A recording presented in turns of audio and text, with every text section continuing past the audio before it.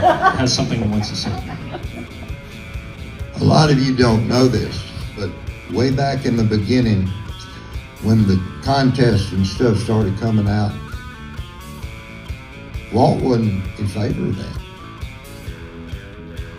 But being Walt, he was convinced by people that we should have that as part of the convention and that sort of thing, and he went for it, even though he was against it. But he felt like that was the betterment of the AFA. So that's the kind of guy he was. He was not set in his ways. But a lot of y'all don't know that.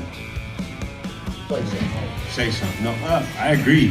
When I would talk to Walt and when we would visit, he was definitely not into, he wasn't into a lot of it. He was into shoeing horses. He shot horses.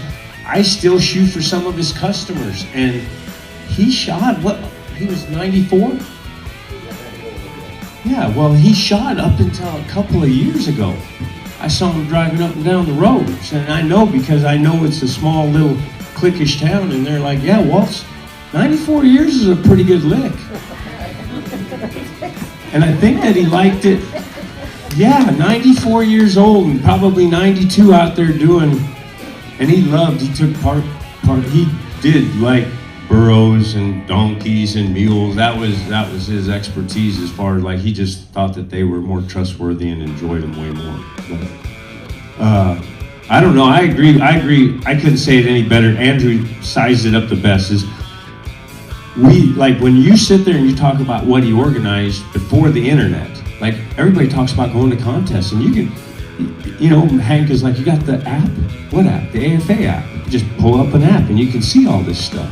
And it's like, we just all take that for granted, but it used to be, you get the American Farrier Journal, or you got the Anvil, and you looked in the back in the want ads section, and they had contests in there, and you're like, well, Scott Davidson's gonna have a contest. Well, you used a phone with that curly thing on the end that went into it, and you called him, and you were like, you know, and it's like organization, and then you think like Andrew says, and I passed over it, it's like, holy cow, you have life that's organized. You have dates, you have times when we're going to do certifications, you have all these things, and it's like, it's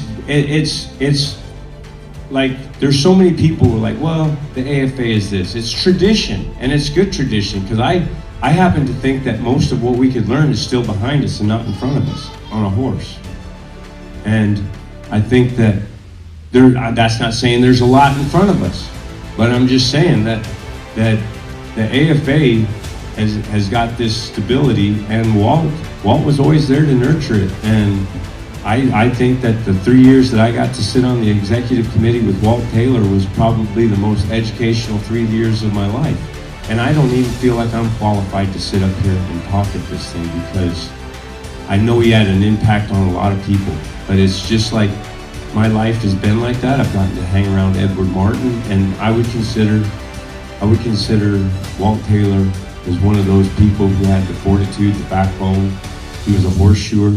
He didn't do all of it. He probably wasn't the best at all of it, but he had vision, and he had good vision. And I think that he was always, because people swoop in. What you do is you have people come into the AFA, they learn how the AFA works, and then they can use that against the AFA. And then you run a business that is in direct competition with the AFA. And it's like, Walt, he gave me the Reader's Digest version on all the stuff that he's running. And he's like, sponsorship, it's a tricky road. You take that money, and then all of a sudden you're not talking about horseshoeing, you're talking about products. All these things were things that Walt was very, very concerned about. And I'm not saying they're black and white. I ain't saying that they're just a line drawn in the sand. I'm just saying that it's not just the easy road that you think it is. He's like, you take that money, there's no such thing as a worm without a hook on the inside of it. And it's like, Walt was a very polarizing person, and I thought I was going to be some glory boy and get to be president of the AFA and have a good time, and then all of a sudden he told me all the fine print, and then I was like, holy cow, there's a lot going on in the world.